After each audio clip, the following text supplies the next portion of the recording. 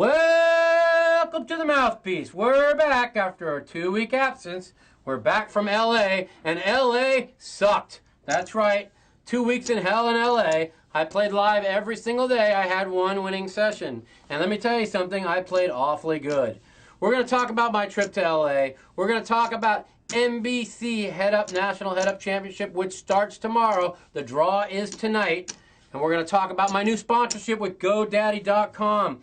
We're going to talk about my hand of the week. We're going to talk about the LA Poker Classic or the up-and-coming Bay 101 Shooting Stars and anything else on the Mouthpiece.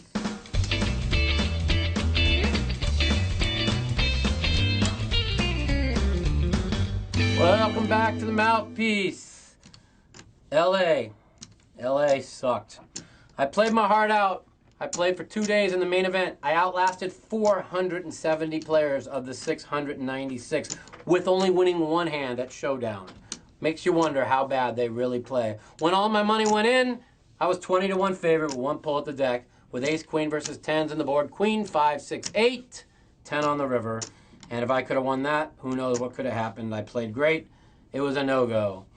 I then proceeded to play live every day down there, mostly 4 and 800, 6 and 1200 mixed games.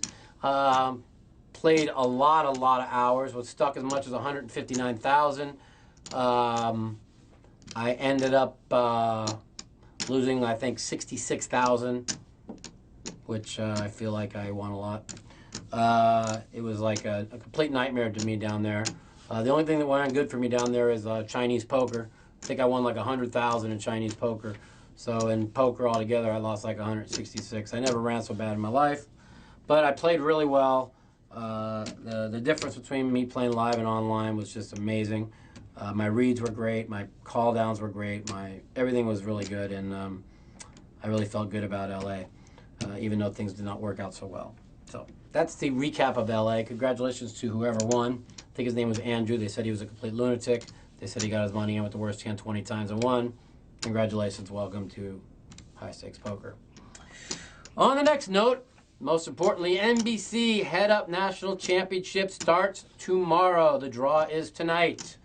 I will be playing in it. I recently signed with GoDaddy.com. It's a very big, lucrative, hopefully, deal for me and for them. I'll be wearing GoDaddy colors for the NBC Head Up Championship, and hopefully things go well in poker with them, and maybe we can get it signed to a long-term deal with them. As you know, GoDaddy is a very big internet domain company which sell web domains on the internet. Me and Vanessa Russo are the two spokespeople for them in poker for right now, and hopefully they'll profit well off poker, and hopefully that'll be good for both of us coming to agreements. I hung out and met with the owner of GoDaddy, Bob Parsons, a really nice guy, a lot of fun.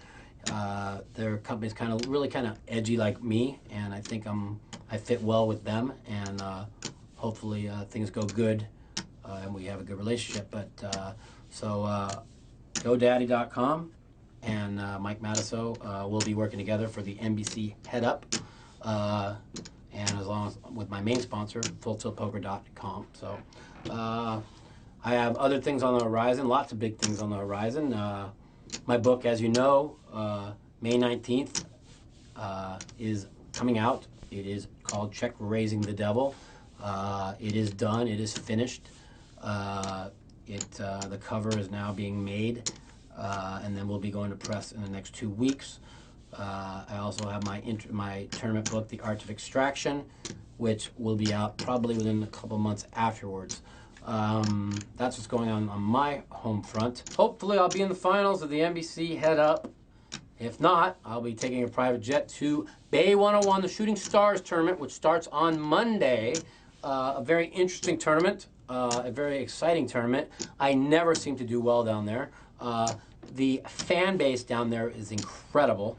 I've never seen more poker fanatics in my life, and I think it's one of the main reasons why I struggle down there, because I sign so many autographs and picks that I never get myself mentally focused enough to play well. I have really struggled many times down there, but it's okay. I enjoy the tournament, and I enjoy it because the fans enjoy it, and hopefully I'll do well down there for once.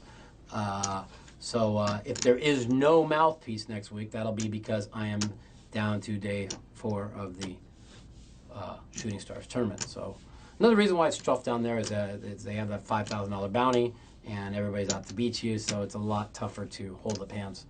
That's one of the reasons also I struggle down there. So, but I'm looking forward to the Bay 101 Shooting Stars tournament, and the NBC Head Up, and so many good things going for me right now. I don't know where to start. Let's see what else is going on. Internet poker. I played last night, lost 12,000. Good day for work for me. Merry Christmas. My hand of the week is brought to you by FullTiltPoker.com, my main sponsor, and hopefully my next main sponsor, GoDaddy.com. And we're going to talk about my hand of the week, which comes from the LA Poker Classic. I promised them that I would make this the hand of the week, and I told myself I will. It comes from a 4-800 mixed game in which the Hold'em round came up. Todd Brunson decided to raise the pot as he posted behind the button. The button 3-bet it. Ali came for 3 bets, 2 more bets in the big blind. The flop came 4, 6, 10, rainbow. They proceeded to cap the flop, and the turn card came a king, in which Ali led out as he was a capper on the flop. Todd Brunson then raised it. The button folded. Ali decided to 3-bet it, and Todd 4-bet it, and now they check called the river. And when it was all said and done, Todd Brunson showed the king 4 diamonds, making kings and 4s and scooping the pot. Congratulations, Todd Brunson. Well played hand. He was only up against Ali, who was tilted and called 2 more bets with 10-6 and flopped top 2 10s and 6s on the flop. And the other guy who 3-bet it with pocket jacks, who had jacks on the flop. And Todd got the 4th betted on the flop with bottom pair no draw, hit the king, and came out smelling like a rose. And he wonders why he lost every day down in LA. Congratulations, Todd Brunson, on a well-played hand. That is our hand of the week on the Mouthpiece. Okie dokie. It's back to my favorite part of the show, the phone calls. So let's light up the phones. Hit it. Welcome to the Mouthpiece. This is Mike. Hey, Mike. How you doing? What up, brother? Who's this? This is Sean. I've called a couple of times. Oh, yeah. Mike, I have another strategy question, if you don't mind. No problem, man. It was a video I saw on YouTube last week. It was Heads Up versus you and Gus Hansen, and I guess it was some tournament sponsored by Poker Stars. Okay. And basically, you were short stack. Gus Hansen moved all in with King 9. Oh, yeah. You called with pocket queens, and he basically sucked out on you. Right. And I remember in the interview, you really criticized Gus for his play. You said he should be making a standard 3x raise or a min raise. Right. But I think that because you're a short stack, his play doesn't seem that unreasonable. Well, it does because if I call him, I'm even in chips with him, and I'm not. If he makes it 4x, I'm not calling him anyhow. So there's no reason for him to make it more than 4x of the line. I'm not coming. I don't want anything I come over the top of him with. Is a hand that's got him beat. Do you understand what I'm trying to say? So there's no reason for him to ever make it more than 4x at the most. And he made it something like 15x to go every time. So basically I could fold 10 hands, 12 hands in a row and pick up 1 and be even with him because of the way he's opening the pot. You understand? Yeah, excuse me. I thought his chip stack was 5-1 against yours. Yeah, but it was close. It was about 4-1.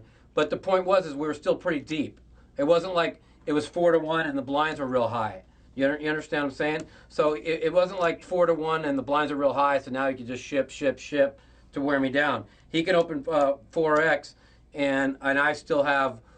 If I'm to move in on top of him, he has plenty of fold equity because of the blind size. And by him making it what he was making it, he was actually giving me a chance to pick up a hand and get back in the match, which if he didn't get lucky, he would have. So okay. That's how that hand went. Now, I criticized him so bad because of what the blind structure was. I had no chance in the match if he continually whittled me down and didn't give me a chance. But by him like opening, shoving like that every hand. All I have to do, if I pick up one hand out of like 10, I still had plenty of. He could have grinded me down. I could have folded 10 hands in a row. I pick up one playable hand. Now all of a sudden I'm back in the match, and he just there was no need for him to do that. Yeah, I mean, I guess like it just makes sense that way. Yeah, because I mean, I guess like but if it was deeper and his stack size was Yeah, if the blinds were a lot higher, to where those blinds were just like where he was just grinding the out of me by moving in. Yeah, I can. There's no problem moving in every hand, but the blinds were something like 4,000 and 8,000, and he had like 300,000, and I had like 80 or something like that. So I still had there's no reason for him to move all in like that, and he can make it like 30, 30, 30, 30, and I'm gonna still fold. You understand what I'm saying? There's no hand I'm gonna move in on him with. So instead of when he puts it all in, now he gives me a chance of getting back in the match. Actually, they weren't even 4,000 and 8,000. I think they were 2,000 and 4,000 the blinds. So yeah, something like that. Yeah. So okay. Hey, Mike, good luck in the tournament tomorrow. Okay. Thank you so much. Appreciate it. Later. All right, take care, man. Welcome to the Mouthpiece. This is Mike. Hey, Mike, what's up, buddy? What's going on, man? Hey, I just wanted to start off by saying I'm a big fan of yours, and I can definitely appreciate a guy like you. You always seem to make it deep. You're one of those guys that's always there. Thanks, buddy. I appreciate it. That's what I try and do. I try and be the most consistent player in the world. That's all you can do. Well, I'm always seeing you on TV. You're just one of those guys that's always there. So I appreciate it, man. That must be. That's it's a tough racket. It's tough to do. It's tough to be consistent in the sport. And I told myself, do I want to be a one or two hit wonder that wins a big tournament or wins a couple tournaments, or do I want to be a guy that for 10 or 15 years is always in the top cashing every single year? And so I elected to be that way, and I've changed my game towards that way, and it's been pretty successful. Well, definitely a lot of us guys are trying to be like that in that respect, just like you in that. I mean, I know I definitely would like to, but I guess my question here I have for you is I play a lot of heads up sit and goes and cash games. Yep. And I play Hold'em, and I've recently started to play some Parliament Omaha 8 or better heads ups. Yep. And my strategy in regular no limit Hold'em is to raise a lot on the button. I feel like I play pretty good post flop. I seem to do well and pretty low limit, $11, $22, all the way up to $50 and $100 sit and goes. And as far as in the Parliament Omaha high low, I noticed that my strategy doesn't seem to work as well, raising on the button a lot. Yeah, well, because PLO8 is a different type of game. It's more of a game where the ace is so big, and you don't want to be calling. You end up calling a raise with an ace 4-5, and the guy's got a 1-2-3 king, and next thing you know, you're trapped and you're out the door. And PLO8, if you get quartered, you lose half your stack. So it's real important in PLO8 to when you have big hands to keep the pot real small and to be raising a lot more with like marginal hands, like hands where you want to just steal, like let's say you raise it with like 3 paints. When you want to steal the blinds, you want to be stealing the blinds with really marginal to mediocre hands in position, and then you want to be limping all the time with real big hands and trapping somebody, and that's the difference in PLO8 than no limit Hold'em. Okay, yeah, because I definitely noticed, and I noticed that I would have some success when I would pound the button with hands like any 4 cards to I mean like any 6, 7, 8, 9, any like maybe too big and too little. If I you gotta remember, you gotta remember though too. Like when you raise, let's say the button in PLO8, and the guy calls, there's a good chance he's calling you with like a 1-2-3, or a 1-2 king queen, or because he's not going to give away his hand, and now he's going to let you continuation bet, and he's going to trap you. So a good player is going to trap you like that, and that's like I would never re-raise in PLO8 out of position with a real big hand. The only thing I would re-raise with is like 2 aces with maybe a 6-7, with a bad low, where I can take the lead in the pot right there, and then if it comes like a jack, a 5, and an 8 or something where you're going to be drawing for low, I'm going to put all my money in and make you draw for half. So That's the only time I'm really going to re-raise.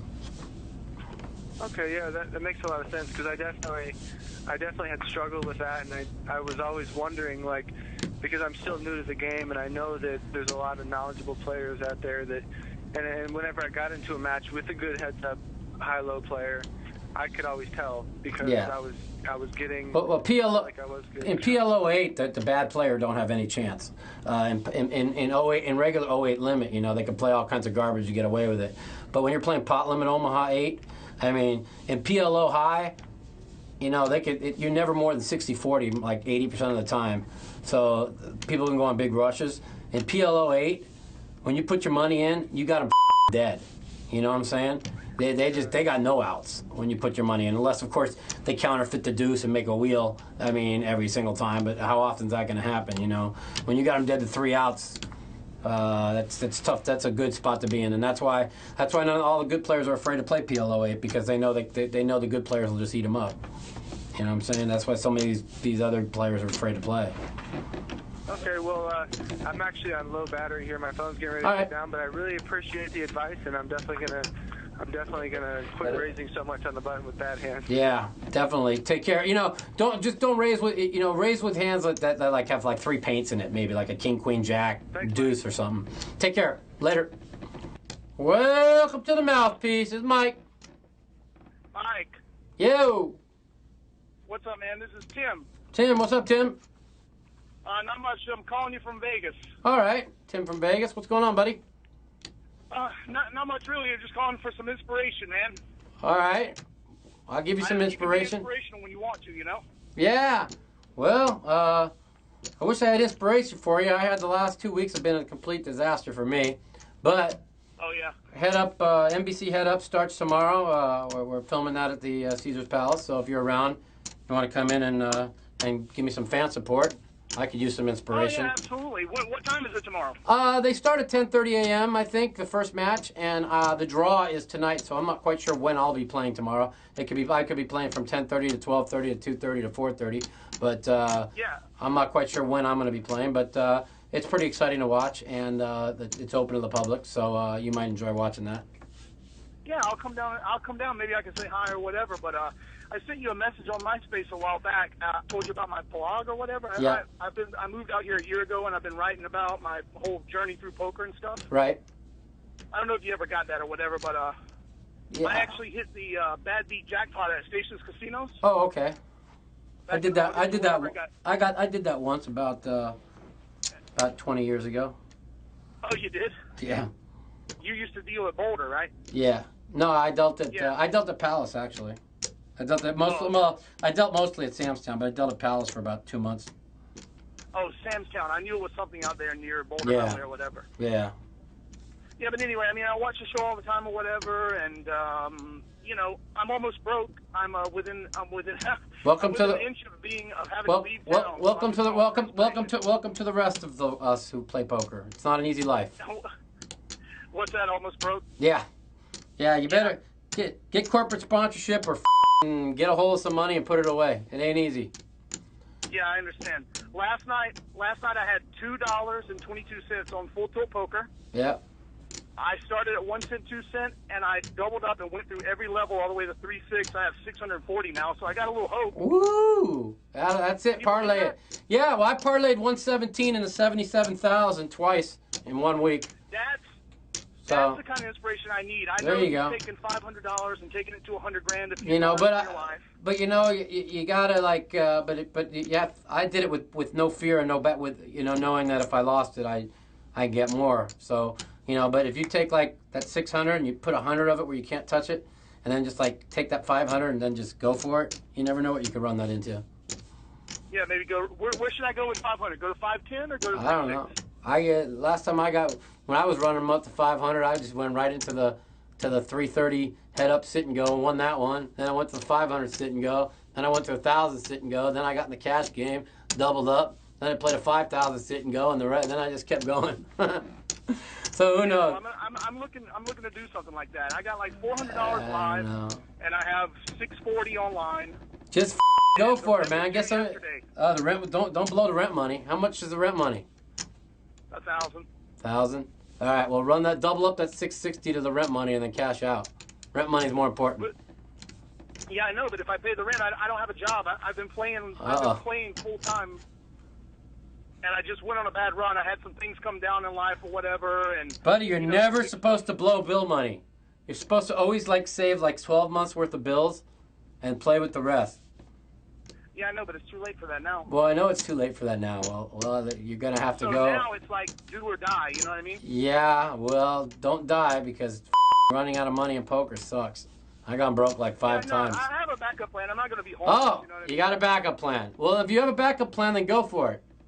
The backup plan is just to drive back to South Carolina and live at my mom's house for a few months. You know? Oh, well, make sure you save gas money. If you're gonna drive, if the backup plan is driving back to South Carolina and live with your mom, make sure you save enough gas money to make it back to South Carolina. Yeah, I have a backup plan for that too. Oh, yeah, backup plan. Okay. I say backup plan. If you lose, you call your mother and you say, "Mom, I need to borrow a couple thousand." What is she gonna say? She's gonna say no. She's gonna say no. That's not good. All right. See, I had a backup. I had a backup plan when I went broke. I said, "Mom, I need to borrow 15,000." She, you saying? But after some coaxing and some explaining to her, she gave me a $20,000 cashier's check, which I never had to use, by the way. But it was backup. It's not an easy thing to convince people that you're a winning poker player when you don't have any money. You know what I mean? Yeah, I mean, I have the whole world believing I'm a winning poker player, and I never win. No, I'm just joking. Well, I know, but I know I'm a winning poker player. I mean, I just joke around when I say I never win. I mean, now that it came out in full form that I was cheated out of the $2.5 million I lost at Ultimate Bet. See, now I don't have to think that maybe I was a losing player because I lost all that money getting cheated out of all of it. So. Right. No, I understand. You know. So now it makes me feel a little bit better. I like what you have to say most of the time. I mean, pretty much all the time. I watch the Mouthpiece every time it comes up or whatever, and you like kind of inspire me. You know what I mean? I can listen to things that Daniel says, and I can listen to things that other people say or whatever. But like, you know what I'm just like you in a way. You know what I mean? I've never had $100,000 to blow on sports or whatever, and I don't. I know. I wish I never did either. Well, no, I know what you mean, but all right. All right, man. Well, I appreciate the call. I'll give you some inspiration. If I see you down at Heads Up, say hello. Take care. Best of luck. Yep. Hang in there. Life's all right. Man. Later. Peace. Thanks. Well, I hope you enjoyed I hope you enjoyed this section of the. I hope you enjoyed the Mouthpiece this week. Thanks for all the calls. Hopefully, I'll do well in the NBC Head Up. Thank you for all my fan support and. Thanks for everything. And I'm tired. I'm up. I don't even know what the I'm saying. Take care. Have a good one. We hope to see you next week on the Mouthpiece. Peace.